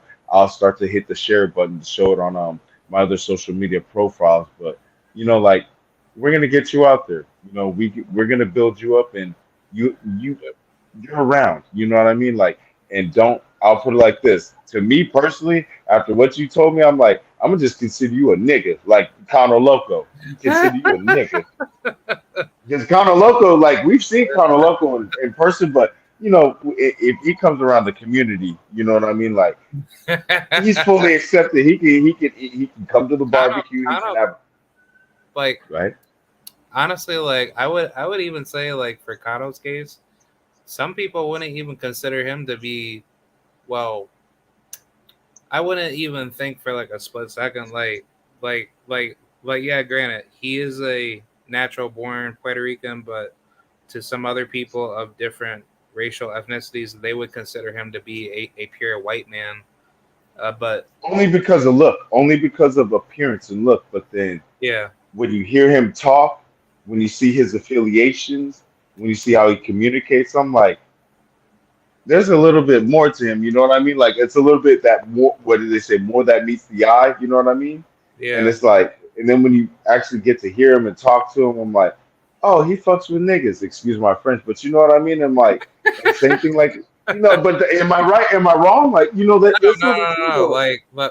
Like honestly, Kano to most people would think like of him to be viewed as a black person living inside a white Hispanic looking body. That's basically how what the average person would probably view him. But like, to me personally, I view everybody as like a regular human being, and I don't Right. look at color to be the end all be all. I judge everybody by the content of character, not by the skin color. So, I mean, however you've been brought up in your life, I just judge you by your character. I don't judge you by what you look like. So, No, and that's the thing. Like, hopefully the world, that exact statement, hopefully the world can possibly hear this or anything, because that's what's really needed. Like, don't go by. That's like judging a book by its cover when you haven't even read none of the pages or anything else like that. You never really got into the meat of the story. And so, yeah, like, when I see you and everything else like that, like, or and like I was saying, Mr. K. Rod, you can always come out here to California. You know, if you ever need, not trying to say like I'm not even balling or anything. I got a 1 bedroom apartment, like, but like if I could help somebody out, you know, save some money. You have children, or if you want to come out by yourself, like, you know, I got my, you know, I'll bring my girl over here just so that you know, like, you know, she over here, so you know what I mean. You can have, you know, I got like a full out futon. You know what I mean, like, you know, we can make that a bed easy. You know what I mean, like, but that's to save you money, like, you know, like the homies trying to look out for homies. You know what I mean? Oh yeah. Like I Yeah, never. and Yeah. no, not trying to be mean, but you know what I mean, like, you know, save you some money, you know, save things like that. Because I'm not like, you know what I mean, like, hell no, because Imani's not gonna, you know, we don't even do all that. But you Yeah. know, like, if I tell, like, I'm just trying to help the homie out, like, hey man, just little, you know, he can spend the night for 2 days, 3 days, like, you know what I mean, like, let him, Yeah. you know, chill, anything else like that. So. You know, if you're ever on the West Coast or anything, and if you need any connections, I'm over here in Southern California. Now I know I think you're up in New York, you know. These kind of conversations, like after, like I'm about to hang up right now, but in a sense, like like I like these kind of talks in a sense. And Yeah. Same here. what you and we're gonna build, and I'll say this, we're gonna build your platform. Don't worry, we're gonna get you over there. We're gonna get you over 1K. And you've been producing a lot of great content. I would just say just give it a little bit of time. I'm gonna do the most I can with continue to like, you know, hit the like button, always comment and everything else like that. But I do hope that you have a great night, K Rod, and Yep. now be safe and have a good weekend. And hopefully I can see and talk to you soon on one of these chats. Yeah. Most definitely. Look, I appreciate you for coming by, man. No, we'll do it. Thank you, K Rod. Have a good night, man. Yep. That's any man. All right. So yeah, let's finish up this last couple topics. For Chin, I rated Devin to be a 9.25. I already stated what I had to say, but let's move on with the next topic. That being his intangibles. For intangibles, I would rate this to be a good 9.75. I think Devin Haney has already proven himself to be one of the best greats to define himself as a great high level fighter. I don't think there's really anything else much left to really say. He is who he is, and he is what he pertains himself to be. Devin Haney is a heavily skilled fighter, and he has all the tools and the makings to be a ultra level, high tier talent. So I think Devin Haney has already proven that since day one. So yeah, intangibles definitely a 9.75. He still has a bunch of work left to do, but at 28-0, being undisputed by 23 years old, that's something that nobody can ever do. That's like a once in upon a time, like lifetime type of thing. For the final topic, we have the strength of resume. This isn't really too hard. I'm giving this a solid 10 out of 10. Devin Haney is a absolute monster. I don't care what anybody has to say. Devin Haney has proven himself to be the best in all categories, and I don't really think there's anybody else that could really do what Devin Haney did. He went through the hardest route to become undisputed. He became Lomachenko's mandatory, in which he was supposed to fight for the WBC vacancy at that time frame against Luke Campbell, just to get you guys, the clear message. That was supposed to be the original plan for him to get into the WBC tournament, and then he fights Luke Campbell for the WBC vacancy. But unfortunately, that didn't happen because Lomachenko moved up from 130 pounds to 135 to go up and get the WBC lightweight title to fight Luke Campbell. And then sadly, that's where Devin had to play this, really dumb waiting game for Loma and Luke to get it done. And then after that, Loma, if I'm not mistaken, he then unified with Linares, if I'm not mistaken. I'll take a look at his box track. That'll give me all the answers that I need. But yeah, he won the WBA lightweight title against Jorge Linares, and then after that he unified with Jose Pedraza. Yep. So after he moved up from 130, after he stopped Guillermo Rigondeaux, who was then undefeated at the time, he then moved up to 135, beat Jorge Linares for the WBA belt, and uh, then after that, he fought Jose Pedraza, in which he unified with him. So then he held two belts, and then um, after that, he then beat Anthony Crolla that following 2019 back in April 12th. And then leading into August of that 2019, that's when Devin Haney was supposed to get the WBC vacancy, but unfortunately he didn't get that. So he had to basically get paid step aside money, blah, blah, blah, to fight Luke Campbell. So that's when Lomachenko beat Luke Campbell at that time. And then that's when Loma and Tio fought, and then after that he then fought Nakatani and Kome. So technically Devin Haney was supposed to be champion by beating Luke Campbell, regardless of what anybody has to say, because Devin Haney, he then became the interim champion, in which he beat Zaur Abdulwalev for that position to be the mandatory for that belt. And then that's when Lomachenko vacated to get away from Devin or request the WBC franchise. And then that's when Devin Haney got the WBC belt to be elevated. And then that's when Devin Haney then went on his undisputed reign to beat everybody's butt and tail to become the man of 135. So yeah, I will say honestly, Devin Haney's resume is absolutely on fire. He beat all the names that you could think of. He beat Mason Menard, who was a very, very good fighter of his time. Obviously, he hasn't been in the ring for quite a long time, but still, he has good skills. But ever since then, he fought who? He fought guys by the likes of Alfredo Santiago, undefeated at that time. Very, very good fighter. Zaur Abdulwalev, extremely good fighter. Antonio Moran, that victory is aging very, very well. He's a damn good fighter. He fights a super lightweight. He's extremely good. I think he's coming back into the ring very soon. Who else? Juan Carlos Burgos, a very, very sturdy opponent. He's been yeah. Juan Carlos Burgos, he's a beast, but he actually recently had a draw with Angel Fierro as of recently back in March. That was on the Virgil Ortiz undercard, if I'm not mistaken. But either way, yeah, Devin's resume is 10 out of 10.